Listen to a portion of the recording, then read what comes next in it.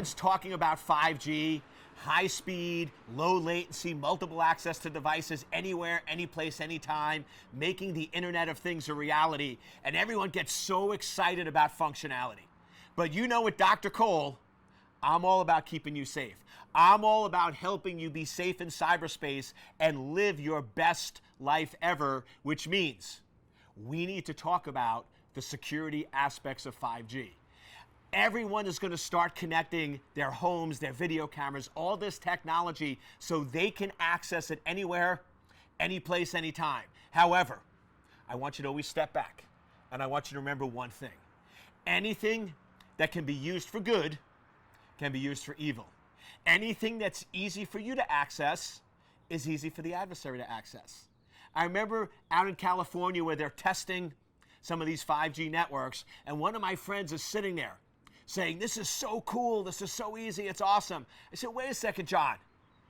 What did you have to do to connect all those devices together? It seemed like it was very simple and easy. He goes, it was, Eric, it was amazing. It automatically detected, synced up, correlated, and analyzed everything. And I said, think about it. And he's like, it's cool. I said, keep thinking.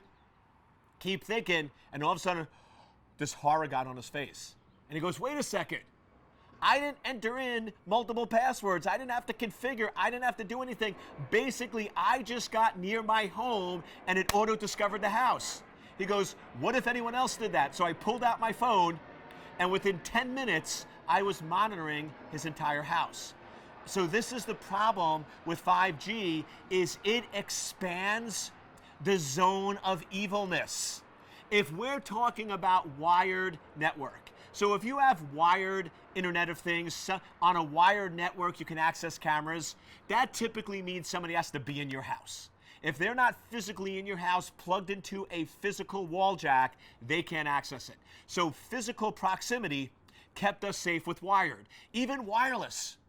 With a lot of homes today, my home with smart home with music and all that stuff with our pool, we do have that accessible from wireless, but you have to be in my yard.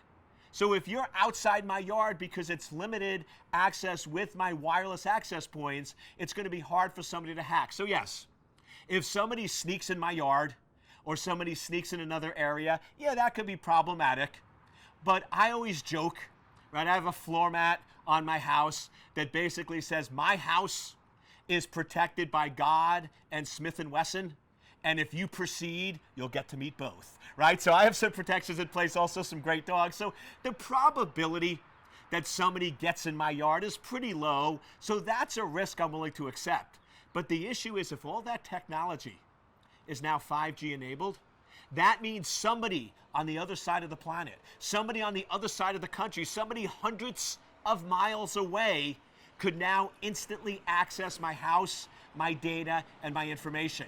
So this is the big problem with 5G. It really spreads out that zone of access, spreads out that area of criticality and that exposure point.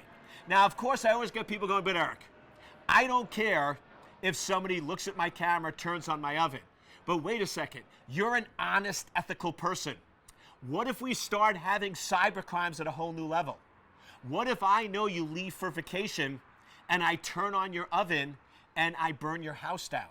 What if I know you're gone for the weekend and I turn on your sink and flood your house? Yes, there's evil people out there. So to me, 5G instant access anywhere, anyplace, anytime is going to open up a whole new realm of cybercrime and attack vectors. So just be careful, be aware, and be smart.